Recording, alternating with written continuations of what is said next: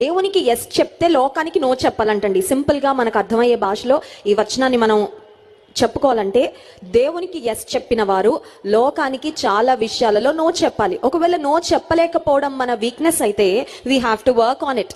అందుకే పెద్దలు ఒక మాట చెప్తా ఉంటారు, అదేంటంటే మన వీక్నెసెస్ గా అలాగే విడిచిపెట్టేస్తే కొన్నిసార్లు మన బలహీనతలు మనల్ని బలహీనపరిచేస్తూ ఉంటాయి. మన బలహీనతలు మనల్ని నష్టపరిచేస్తూ ఉంటాయి. మన బలహీనతలు మనల్ని దేవునికి దూరం చేస్తూ ఉంటాయి. అందుచేత నో చెప్పడం ఇప్పటి వరకు నాకు అలవాటు లేదండి. నో చెప్పాలంటే చాలా ఆలోచిస్తానండి, నో చెప్పాలంటే చాలా మొహమాట పడుతూ ఉంటానండి అన్న స్థితిలో ఉన్నట్లయితే ఈ రాత్రికాల సమయంలో దేవుడు మాట్లాడుతున్నాడు. ఈ లోక స్నేహము దేవునితో వైరము. సర్వ సృష్టిని సృజించిన దేవుడు, సర్వశక్తిమంతుడైన దేవుడు, సర్వాధికారము కలిగిన దేవుడు, సమస్తమును ఏలుచున్న దేవుడు, మనకు జీవితాలను బహుమానంగా దేవుడు అనుగ్రహించిన దేవుడు, ఆయన పక్షంగా మనం ఉండడం మేలు, కానీ ఆయనకు శత్రుత్వం మనం పెట్టుకుంటే